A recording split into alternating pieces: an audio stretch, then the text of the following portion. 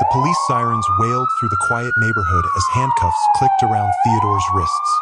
His expensive suit was wrinkled, his face pale with shock as he stared at his wife, Iris, who stood on their front porch with a folder of evidence in her hands and a cold, determined look in her eyes.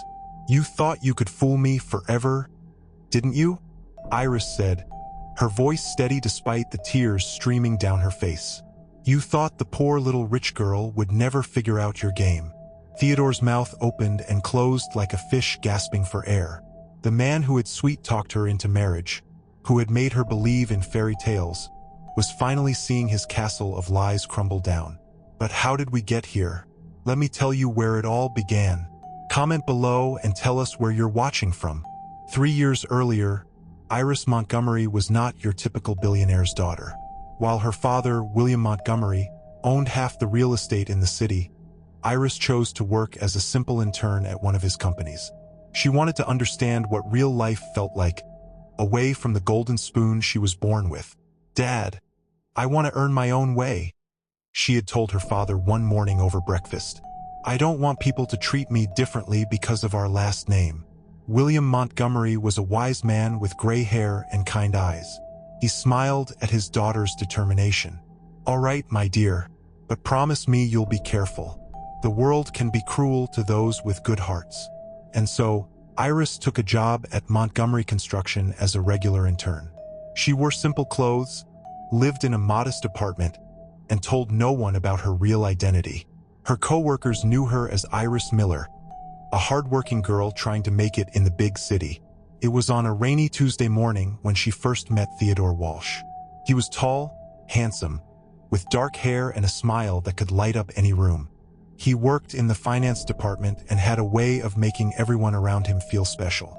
"You dropped this," Theodore said, handing Iris her pen after a meeting. Their fingers touched for just a moment, and Iris felt her heart skip a beat. "Thank you," she whispered, looking into his deep brown eyes. From that day on, Theodore made sure to bump into Iris at every opportunity. He would bring her coffee, walk her to the bus stop, and listen to her dreams about making a difference in the world.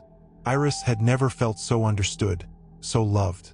"You're different from other girls," Theodore would tell her during their lunch breaks. "You're real honest. Most women I meet only care about money and status." Iris believed every word. She thought she had found her soulmate, someone who loved her for who she truly was, not for her father's wealth. Their relationship blossomed like a flower in spring. Theodore was the perfect gentleman. He never pushed her for anything, never asked about her family's money, and seemed genuinely interested in building a future together through hard work and love. After dating for 2 years, Theodore proposed to Iris in the company parking lot under the stars. "Iris Miller," he said, getting down on one knee with a simple ring. "You've made me the happiest man alive. Will you marry me?" Through happy tears, Iris said yes. She was so caught up in the romance that she didn't notice the calculating look in Theodore's eyes, or how quickly he had Googled Iris Miller on his phone when she wasn't looking. The wedding was beautiful but simple, just as Iris wanted. Only after they exchanged vows did she reveal her true identity to Theodore. "There's something I need to tell you," Iris said on their wedding night in their hotel room. "My real name is Iris Montgomery. My father is William Montgomery." Theodore's eyes widened in what Iris thought was surprise and love, but it was actually the look of a man whose biggest gamble had just paid off. "Why didn't you tell me?" he asked, pulling her close. "I wanted you to love me for me, not for my family's money," Iris explained. "Oh, my darling wife," Theodore said, kissing her forehead. "I would love you if you were the poorest woman in the world." But inside his head, Theodore was already planning how to access the Montgomery fortune. After their marriage, life seemed perfect. Theodore moved into Iris's family mansion, and William Montgomery welcomed him with open arms. Theodore played the role of the loving son-in-law perfectly, always respectful, always helpful. But there was one person in the house who didn't trust Theodore from the very beginnings: Patricia, the family's housekeeper who had worked for the Montgomerys for over 20 years. Patricia was a sharp woman in her 50s with eagle eyes that seemed to see everything. She had raised Iris like her own daughter and could sense when something was wrong. "There's something about that man that doesn't sit right with me," Patricia told William one evening while cleaning the library. "What do you mean?" William asked, looking up from his newspaper. "He asks too many questions about the family business, about the accounts, about things that aren't his concern," Patricia explained. "And I've seen him going through Iris's personal papers when she's not around." William frowned. "Are you sure?" "I've been watching him, sir. He's not what he seems." But William loved his daughter too much to break her heart with suspicions. He decided to keep an eye on Theodore quietly. Meanwhile, Iris was living in blissful ignorance. She and Theodore had been trying to have a baby for over a year, but nothing was happening. Iris went to doctor after doctor, took test after test, but everything came back normal. "Maybe it's just not the right time," Theodore would say, holding her as she cried. "We'll keep trying." What Iris didn't know was that Theodore had been secretly taking pills to make sure he couldn't father children. He didn't want any complications in his plan to inherit the Montgomery wealth. During this time, Theodore also started his own business. He told Iris and her father that he was investing in cryptocurrency and making huge profits. "Look at these numbers." Theodore would show them impressive-looking charts and graphs. "We're going to be even richer than we already are." He convinced Iris to invest her personal savings, promising to double it within months. He even got William to invest a significant amount of the family's money.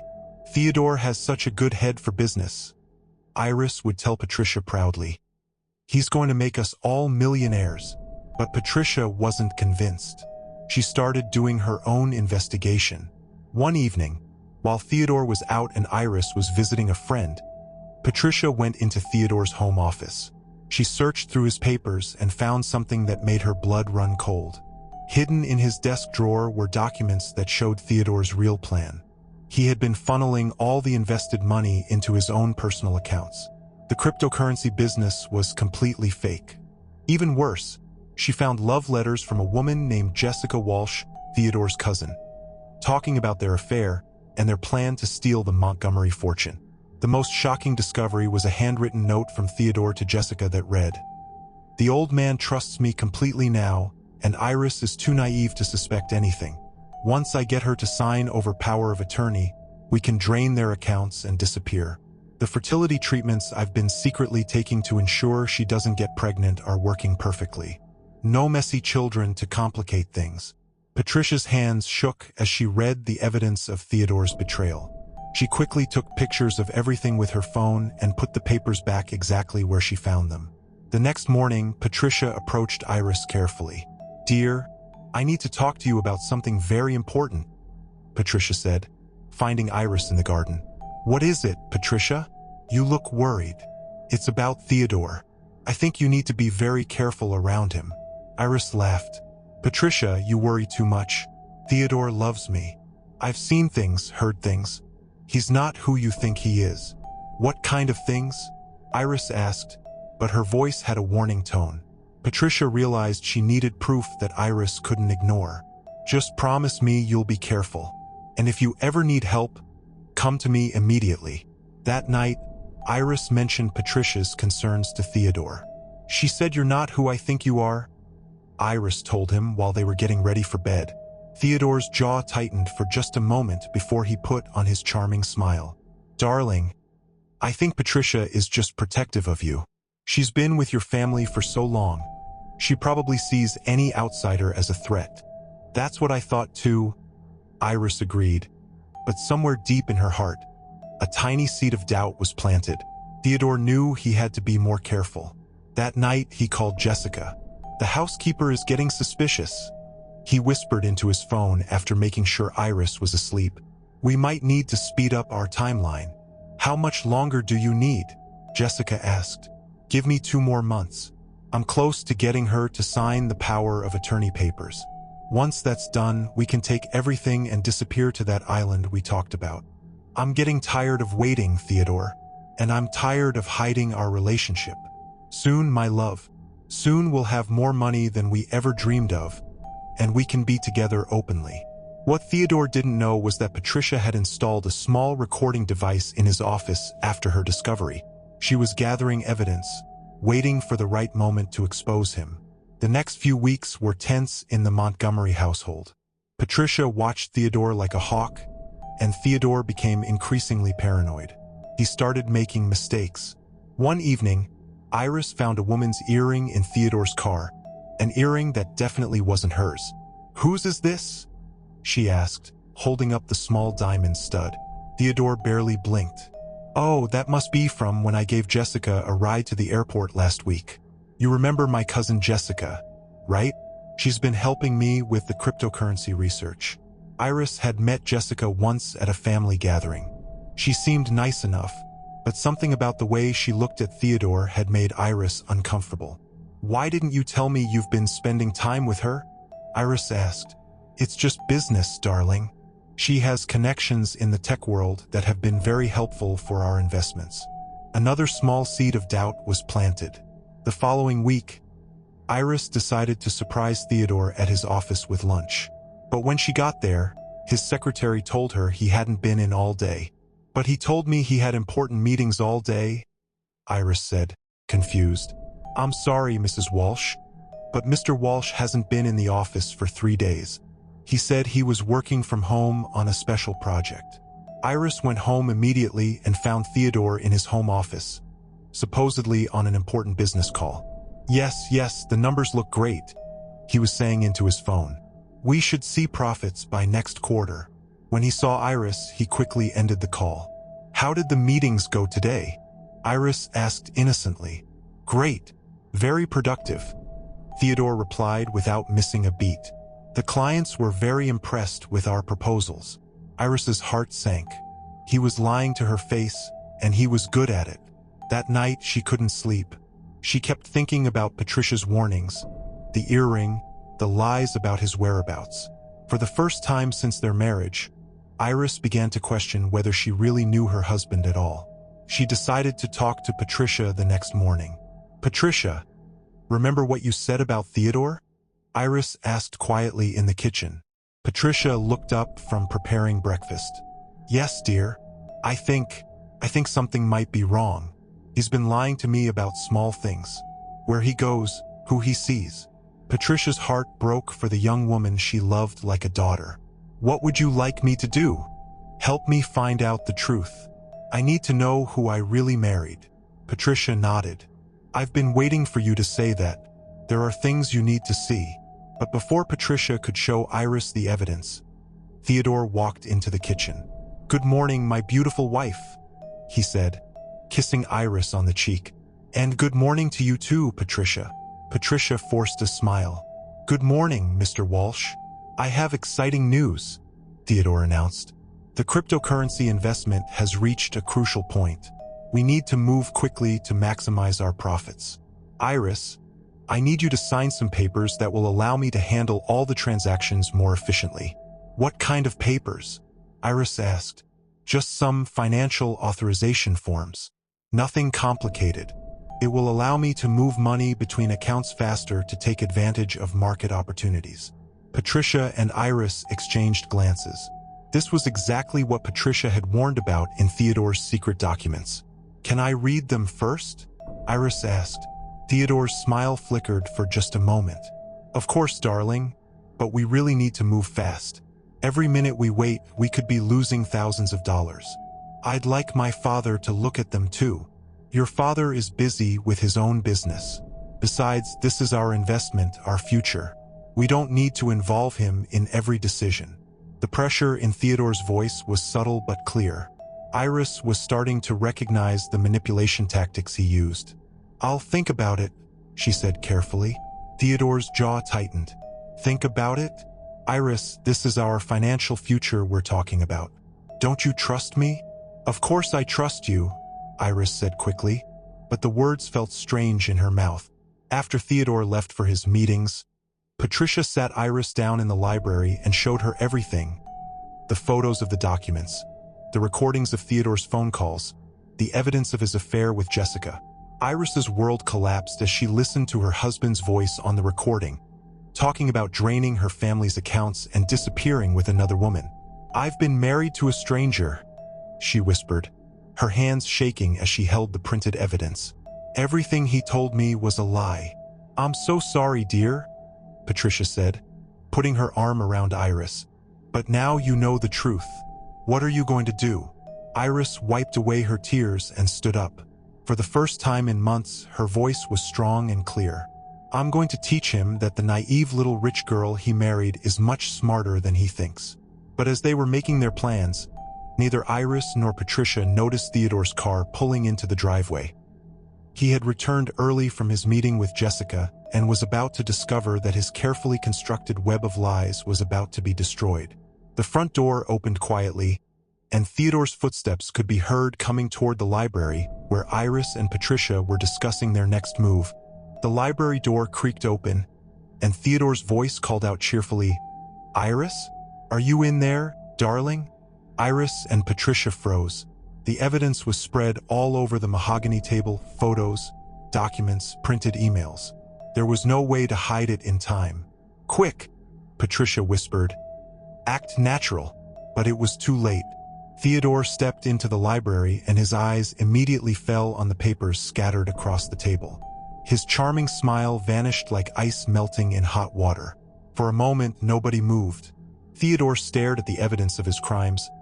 Iris stared at her husband's face as the mask finally slipped away, and Patricia stood protectively beside Iris. Well, Theodore said slowly, his voice completely different now. Cold, calculated, without any of the warmth Iris had fallen in love with. "It looks like my little wife has been playing detective." "Theodore." Iris started, but her voice came out as barely a whisper. "Oh, don't look so shocked, sweetheart." Theodore laughed, but it was an ugly sound. "Did you really think you were smart enough to outsmart me? You, the sheltered little princess who lived in her daddy's mansion her whole life." The cruel words hit Iris like slaps across her face. This was not the man she married. This was not the man who had held her when she cried about not being able to have children. "How long have you known?" Theodore asked, walking closer to the table and picking up one of the photos Patricia had taken of his documents. "Long enough," Iris said, finding her voice and some strength she didn't know she had. Theodore laughed again. "You want to know the truth? The whole truth? Fine. Let me tell you exactly how stupid you've been." He sat down in the leather chair across from them like he owned the place, which Iris realized now he had been planning to do all along. "I knew exactly who you were from the first day I saw you at the office," Theodore began. "Iris Montgomery, pretending to be some poor little intern named Miller. Do you know how easy it was to find out your real identity? One Google search, sweetheart. One simple Google search." Iris felt sick to her stomach. "But you seemed so surprised when I told you." "I'm a very good actor," Theodore said with a cruel smile.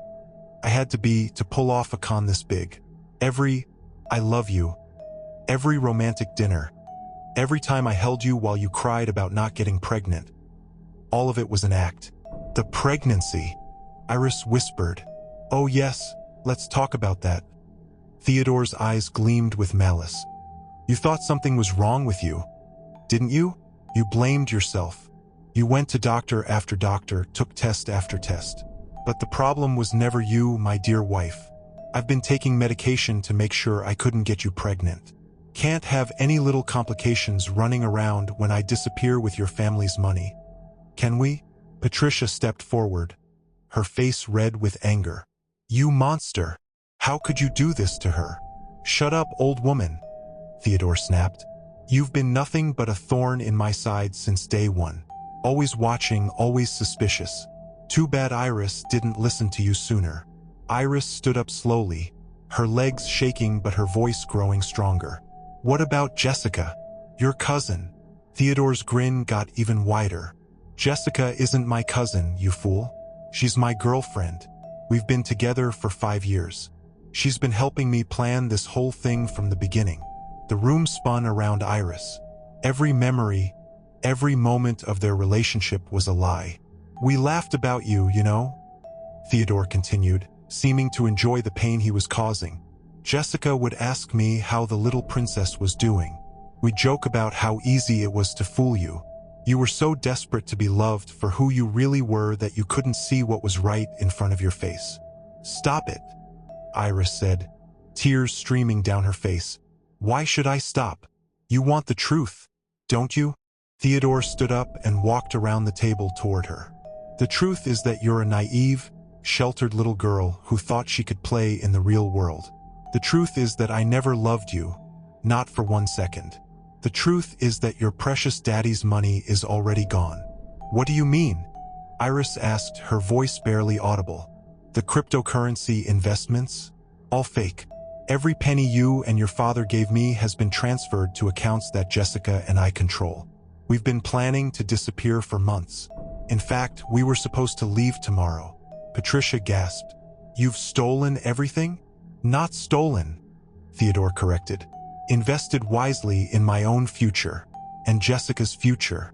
She's waiting for me at the airport right now with our tickets to a country that doesn't have extradition treaties. Iris collapsed back into her chair. Her family's money, her father's life work, everything was gone because she had been too trusting, too naive. But then something inside her snapped. The grief turned to anger, and the anger gave her strength.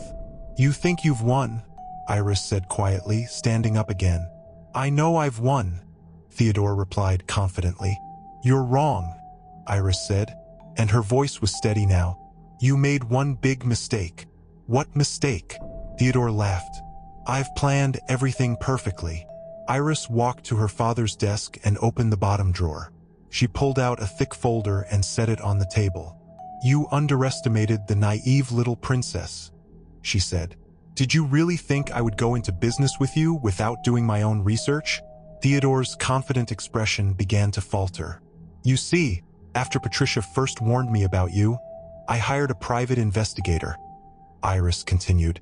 A very good one. He's been watching you for weeks. She opened the folder and spread out dozens of photos. Theodore meeting with Jessica. Theodore at fake business meetings. Theodore moving money between accounts. We know about Jessica. We know about the fake cryptocurrency business. We know about every lie you've told and every dollar you've stolen, Iris said, her voice getting stronger with each word. But more importantly, she continued, we know that you haven't actually transferred the money yet. You were planning to do it tomorrow morning before you left for the airport. Theodore's face went pale. That's impossible. I moved it weeks ago. No, you didn't, Patricia said, stepping forward with a smile. You moved it to temporary holding accounts that you thought no one could trace. But we've been watching every transaction. Iris picked up her phone. Dad? Yes, it's time. Within minutes, William Montgomery walked into the library with 2 other men, a lawyer and what looked like a police detective. Hello, Theodore, William said calmly. I believe you have something that belongs to my family. Theodore looked around the room like a trapped animal. You can't prove anything.